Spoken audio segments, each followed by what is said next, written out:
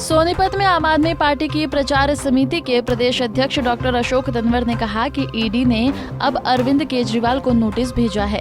षड्यंत्र रचकर आम आदमी पार्टी को रोकने का प्रयास किया जा रहा है, लेकिन ये पार्टी रुकने के लिए नहीं बनी है। ईडी और सीबीआई का संचालन आजकल भाजपा मुख्यालय से हो रहा है, वहीं से तय होता है कि क्या कार्रवाई की जानी है। दरअसल अशोक तंवर आज सोनीपत के सेक्टर 3 में महिला विंग की जिला अध्यक्ष सरिता के कार्यकाल का उद्घाटन करने के लिए पहुंचे थे, जहां उन्होंने भाजपा सरकार को घेरते हुए कहा कि भाजपा लगातार आम आदमी पार्टी के बढ़ते ग्राफ से घबरा रही है। आने वाले चुनाव में 5 राज्यों में भाजपा की हार तय है।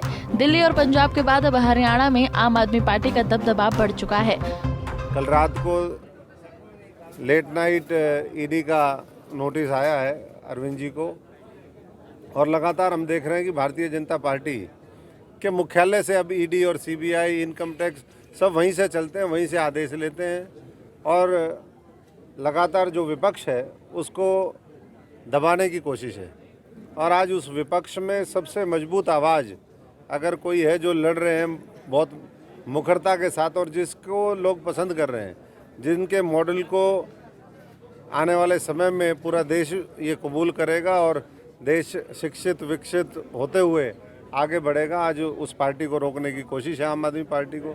लेकिन मैं समझता हूँ कि ऐसे रुकने वाले नहीं हैं। हम पूरी मजबूती से लड़ाई लड़ेंगे, और जो ये बढ़ता हुआ जनाधार है, ये हरियाणा भी उसमें है जिससे डरती है बीजेपी।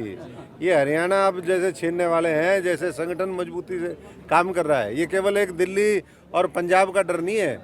आने वाले 5 राज्यों में वहाँ किस तरीके से रोका जाए आम आदमी पार्टी के इस बढ़ते हुए रथ को, आगे हरियाणा में कैसे रोका जाए, लोकसभा में कैसे रोका जाए, ये साजिश भारतीय जनता पार्टी की है।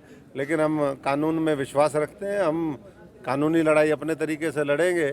और सड़कों के ऊपर भी ऐसी सरकार जो आज तानाशाह हो चुकी है, जो देश प्रदेश और जनता के बारे में नहीं सोचती है, जो केवल अपने आप को कैसे आगे बढ़ाया जाए, अपने आप को सत्ता में कैसे रखा जाए, उसके लिए उनका प्रयास है, तो उसके खिलाफ लड़ाई रहेगी। खबर जी, जिस तरह से भूपेंद्र सिंह हुड्डा का एक बयान आया है कि हरियाणा में आपका कोई वजूद नहीं है, कांग्रेस पार्टी सत्ता में आएगी। हम भी कह रहे हैं आपका भी कोई वजूद नहीं है। कहाँ वजूद है? 10 की 10 सीटें हार तो गए, यहाँ भी तो हारे थे।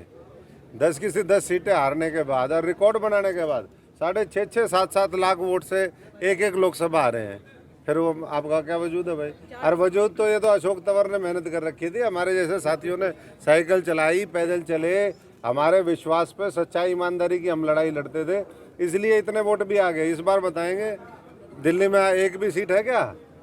पूछना चाहूँगा, फिर तुम्हारा क्या वजूद है? पंजाब में कितनी सीटें हैं? जमानतें जब्त हुई। तो इसलिए वजूद की चर्चा ना करें। अगर हम देश से भारतीय जनता पार्टी को, अगर इंडिया गठबंधन एक होकर के अगर हटाना चाहता है, तो फिर ये बातें जो है ना, नेगेटिव बातें ना करके हम सकारात्मक सोच के साथ आगे बढ़े। वहीं डॉक्टर अशोक तंवर ने सरकार को चेतावनी देते हुए कहा कि भाजपा को ये समझ लेना चाहिए कि जनहित के मुद्दों को उठाने में आम आदमी पार्टी कोई कमी नहीं छोड़ेगी। अशोक तंवर ने कहा कि कांग्रेस हरियाणा में खत्म की जा चुकी है।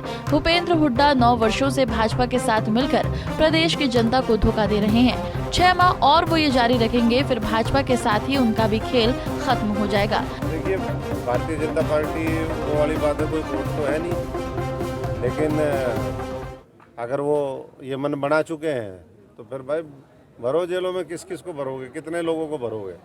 और ईमानदारी सच्चाई की जो लड़ाई है, उसमें आखिर में कहते हैं सत्य की जीत होती है, तो सच्चाई ईमानदारी की जीत होगी और जनता उसका फैसला करेगी, 2024 में करेगी।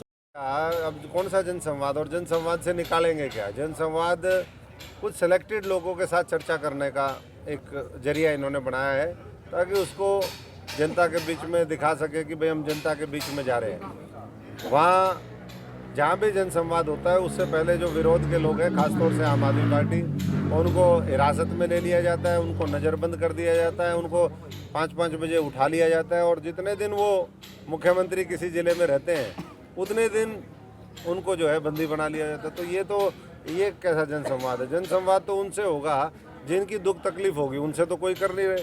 आज लाखों लोगों के राशन कार्ड काट दिए, पीपीपी में घोटाले हैं, फैमिली आईडी का याशी बताते हैं कि यहीं के लोगों की कंपनियां हैं। ये याशी कंपनी में सैकड़ों करोड़ रुपए उनको दे दिया, अब 8 करोड़ रुपए रख करके कह रहे हैं हमने ब्लैक लिस्ट कर दिया।